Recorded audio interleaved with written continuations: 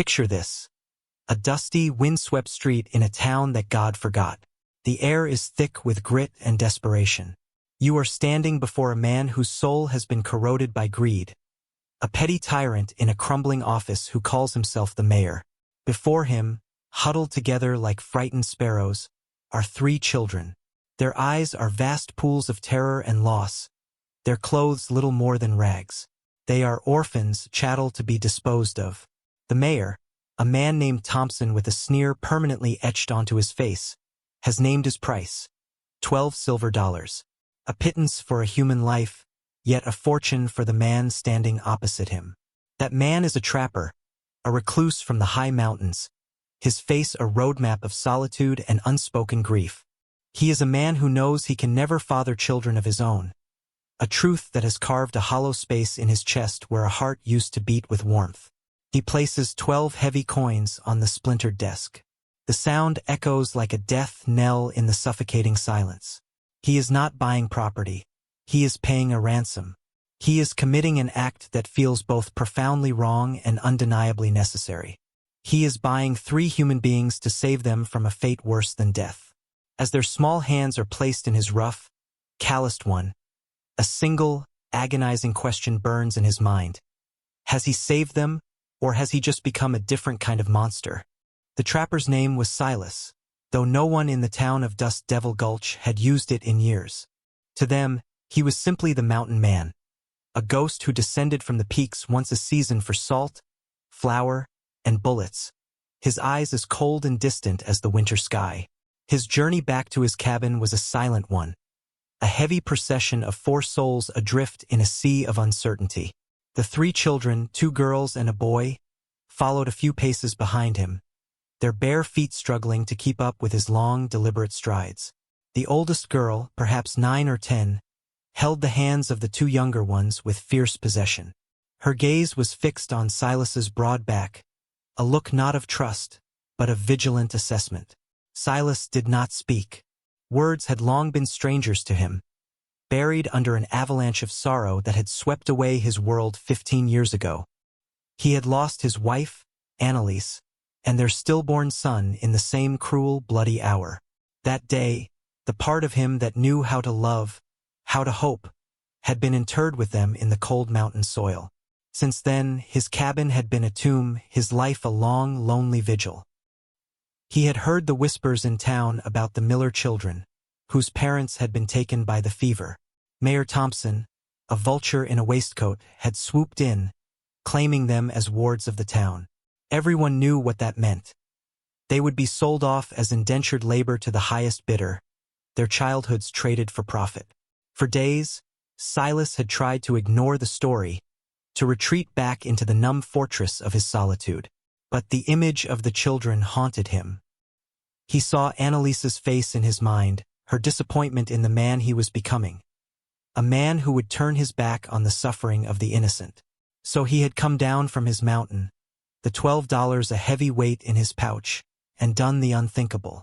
Now, as they climbed the winding path into the high country, the weight of his decision settled upon him. What had he done? He knew nothing of children, of their needs, their fears. His cabin was a stark, masculine place of furs, traps, and solitude, not a home.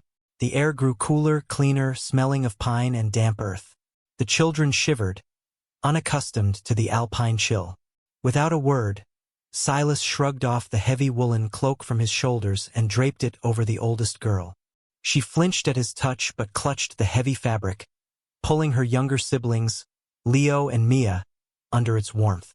It was the first gesture of kindness, a single stone tossed into a frozen lake, and the ripples began to spread. The cabin was exactly as he had left it.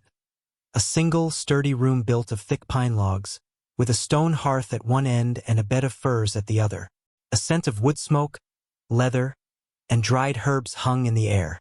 To Silas, it was a sanctuary. To the children, it must have looked like a wild man's lair. He saw the fear flicker in their eyes, and a clumsy, unfamiliar emotion stirred within him. He cleared his throat, the sound rusty from disuse. "You will be safe here," he said, his voice a low gravel. He pointed to a small loft space above. "That will be yours," he set about stoking the fire, his movements efficient and practiced. He prepared a simple meal of rabbit stew and hard bread, placing 3 wooden bowls on the rough-hewn table. The children ate in silence, their eyes darting around the room, taking in the strange new world. The youngest, Mia, a tiny thing with hair the color of corn silk, finally broke. A single tear traced a path through the grime on her cheek, then another. Soon, she was sobbing quietly, a heartbreaking sound of pure, unadulterated loss. The older girl, whose name he still did not know, wrapped her arms around her sister, murmuring soft, comforting sounds. Leo, the boy, simply stared into his bowl, his small jaw set with a premature stoicism. Silas felt a pang in his chest so sharp it almost made him gasp. He was utterly, terrifyingly out of his depth. He turned away, pretending to busy himself with a trap near the door, giving them the privacy of their grief. He was a mountain, weathered and unmoving, but tonight, he felt the first cracks appearing in his granite facade. Days bled into weeks. A quiet rhythm established itself in the remote cabin. Silas was a man of action, not words. He communicated through deeds. He taught them the ways of the mountain not as a teacher, but as a survivor sharing his knowledge. He showed the boy, Leo, how to read the tracks of a deer in the soft earth, how to carve a whistle from a reed. He taught the older girl how to identify edible mushrooms and healing herbs, how to stitch a tear in leather with an awl and sinew. He built them small, proper beds in the loft, stuffing mattresses with fresh, fragrant pine needles.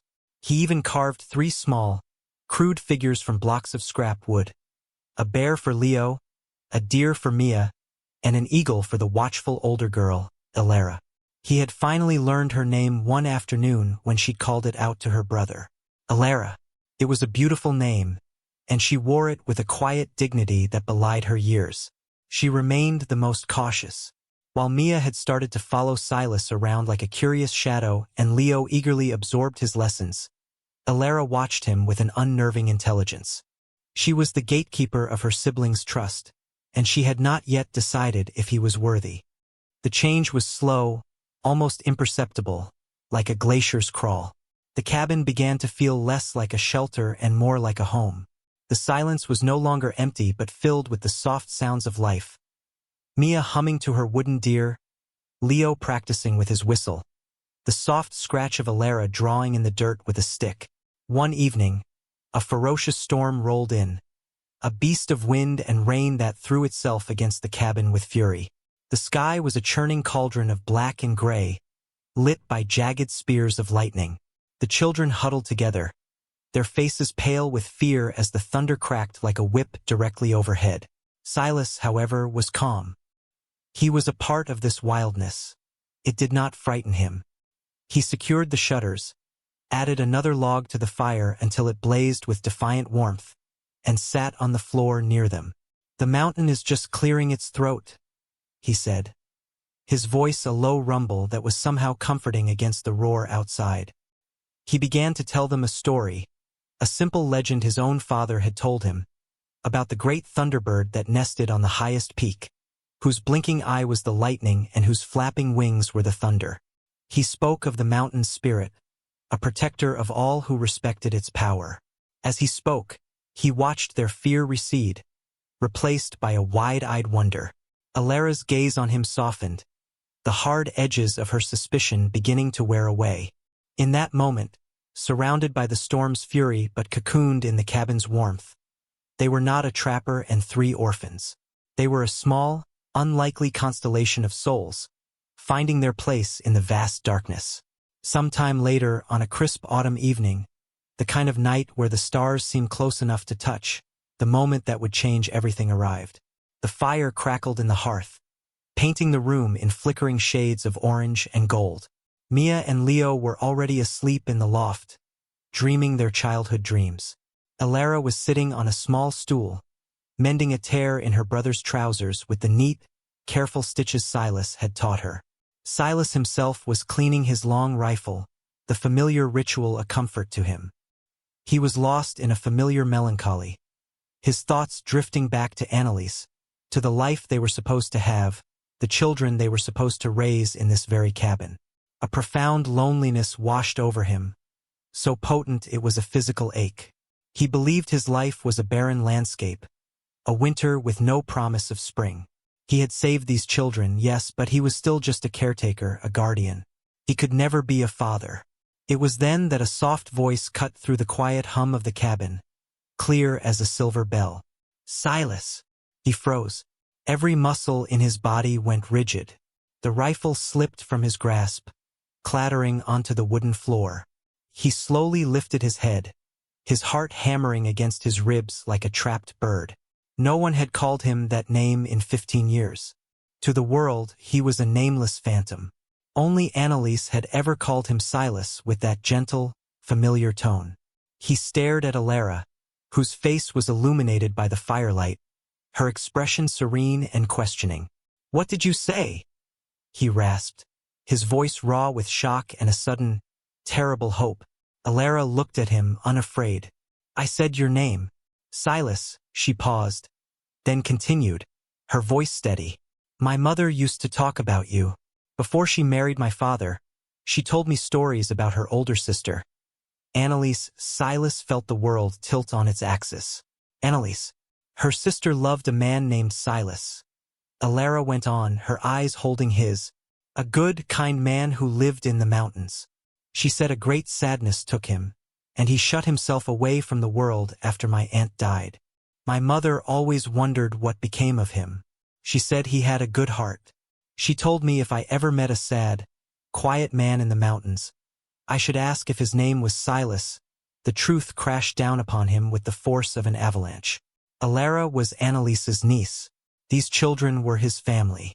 They were tied to him by the ghost of the love that had defined his entire life. He was not just their rescuer. He was their kin. Tears, hot and unfamiliar, welled in his eyes, blurring the image of the girl who had just handed him back his own history, his own heart. The profound, earth-shattering peace of that revelation lasted only a moment. It was shattered by the sound of approaching horses and coarse, angry voices.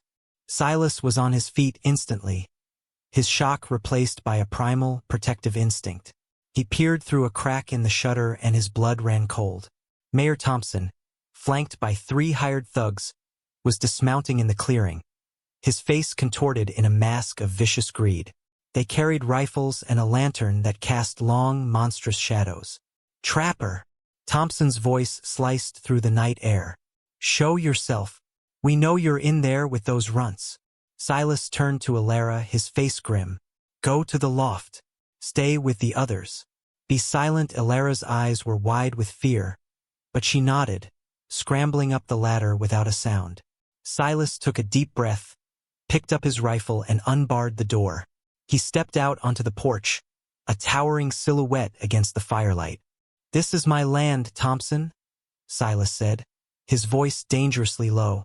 "You have no business here." Thompson laughed, a foul, grating sound. "Your land? I have a deed right here from the territorial office. Turns out this worthless rock you're squatting on has a fat vein of gold running right through it. It's mine now, and so are the children. The $12 was just a holding fee. They're my property." "They are not property," Silas snarled, the words torn from his very soul. In that instant, he was no longer a grieving hermit. He was a father protecting his young. "You will not touch them." The standoff was electric. For men against one. But Thompson had miscalculated. He was in Silas's world now. This mountain, every rock and tree, was an extension of Silas himself. As one of the thugs moved to rush the cabin, he suddenly cried out, his leg caught in a carefully concealed snare that yanked him off his feet. While they were distracted, Silas melted into the shadows at the edge of the clearing. He became a ghost, using the darkness and his intimate knowledge of the terrain as his weapons. A thrown rock sent another thug chasing phantoms into the woods. A diversion here, a rustle of leaves there. He was everywhere and nowhere. Inside the cabin, Alara, remembering everything Silas had taught her, acted. She had Leo drop a bucket of water down the chimney, dousing Thompson's thugs in soot and steam as they tried to force the door. sending them sputtering and confused. It was a chaotic, desperate dance, a family fighting with the only weapons they had: courage, ingenuity, and the unshakable bond they had forged. Silas eventually cornered the last thug, disarming him not with a bullet, but with the cold, hard steel of his resolve. Finally, only Thompson was left, standing foolishly in the clearing as his men fled. He looked at Silas, a man transformed, no longer a broken recluse but a fearsome guardian. Defeated and humiliated, Thompson scrambled onto his horse and galloped away into the darkness, his greed choking him. As the first light of dawn broke over the peaks, Silas stood on the porch, his rifle hanging loosely in his hand. The cabin door opened, and Alara, Leo, and Mia came out to stand beside him. They looked out at the majestic landscape, their home. The long winter of Silas's heart was finally over. He had not bought 3 orphans for $12. He had been given a family, a future, and a reason to live, all born from the legacy of a love he thought he had lost forever. What truly defines a family? Is it a bond of blood, written in a ledger? Or is it a fortress of love, built by hand in the face of despair? Silas believed his life was a closed chapter, a story of loss with no final page. Yet, by opening the door of his heart just a crack to let in 3 lost souls, he found that his story was not over. It was just beginning. He learned that a man's worth is not measured by what he can create with his body, but by what he can build with his spirit. He didn't buy children. He earned the right to be a father. How often do we allow the ghosts of our past to barricade the doors to our future? How many times do we miss the chance to build our own family, in the most unexpected of ways, simply because we are afraid to love again? If this story of a man who found his purpose in the eyes of 3 children he was never meant to have has moved you, please share your thoughts in the comments below. What did you think of Silas's impossible choice? We encourage you to like this video and subscribe for more inspirational stories that prove, time and again, that the richest treasures are not gold buried in the earth, but the love we unearth in each other.